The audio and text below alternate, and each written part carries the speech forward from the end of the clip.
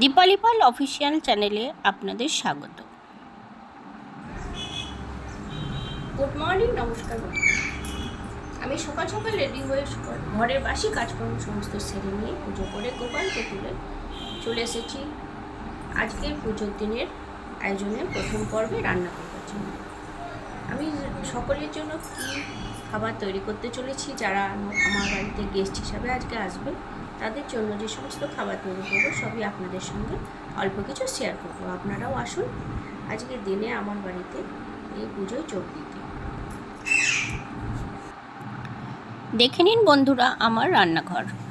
আমি সকালবেলা সমস্ত কিছু ধুয়ে পরিষ্কার করে রেখেছি। এবারে আমি সকল গেস্টের জন্য যা যা রান্না করব সেগুলো গোছাতে শুরু করব। একে একে আমি সমস্ত কিছু রেডি করা শুরু করেছি। প্রথমে আমি ডালটা সেদ্ধ করে নিয়েছি, তারপর আলু ফুলকপি সমস্ত কেটে নিয়ে নুন হলুদ মাখিয়ে নিয়েছি। আপনারা সকলেই জানেন বাড়িতে পুজো থাকলে অনেকটাই কাজ থাকে, সমস্ত কিছু একসাথেই ভালোভাবে গুছিয়ে নিয়ে পুজোটা সম্পূর্ণ করতে হয়। আমার আজকের এই প্রথম ভিডিওতে আপনাদের স্বাগত। এই ছোট্ট সাধারণ ভিডিওটা আপনাদের পছন্দ হলে অবশ্যই আমার চ্যানেলটিকে লাইক, শেয়ার ও সাবস্ক্রাইব করবেন, আমার পাশে থাকবেন। কাজের ফাঁকে ফাঁকে বাইরে দেখুন আমার ছোট্ট একটুখানি বাগান। আজকে সাধারণত অল্প স্বল্পই বৃষ্টি হচ্ছে, জানি না পরে কি হবে। পুজোটা সুস্থভাবে সম্পন্ন করতে পারলেই আমি খুশি।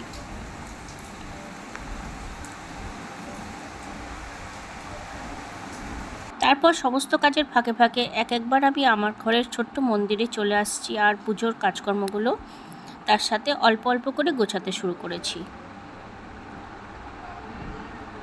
আপনারা দেখতেই পাচ্ছেন আমার বাবা লোকনাথ, গোপাল, সমস্ত ভগবান দেবদেবীকে আমি সকালবেলা একবার সেবা নিবেদন করে দিয়েছি। তারপর সমস্ত কিছু আবার পুজোর গুছিয়ে নিয়ে পরে আবার তাদের সেবা আমি দিয়ে দেব। এইভাবেই একটু একটু করে একবার আমি রান্নাঘরে রান্নার কাজে করছি, আবার পুজোর সব কিছু গোছগাছ করছি। এইভাবেই আমার আজকে সারাদিনটা পার হচ্ছে।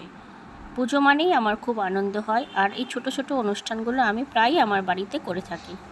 আপনারাও এই ছোট ছোট ভিডিওগুলো দেখুন, তার সাথে দেখুন আমার ডালটাও রান্না হয়ে গেছে, আলু ফুলকপির তরকারিটাও রান্না হয়ে গেছে। দেখুন আপনাদের কেমন লাগছে, ভালো লাগলে অবশ্যই কমেন্টে জানাবেন।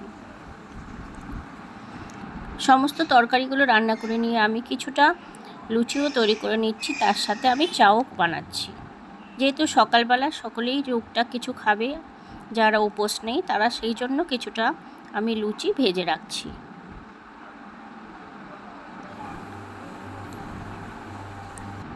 লুচি ভাজা হয়ে গেলে তারপর আমি মহাপ্রসাদ সিন্নিটাও তৈরি করে নিলাম।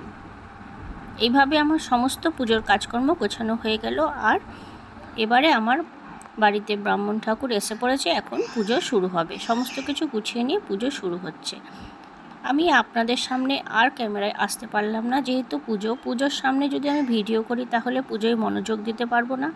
সেই জন্যই আমি অল্প সাধারণ কিছুই আপনাদের সঙ্গে শেয়ার করলাম। এই ছিল আমার শনিদেবের পুজোর স্থান। এইভাবেই শেষ হয়ে গেল আমার আজকের দিনটা। ধন্যবাদ।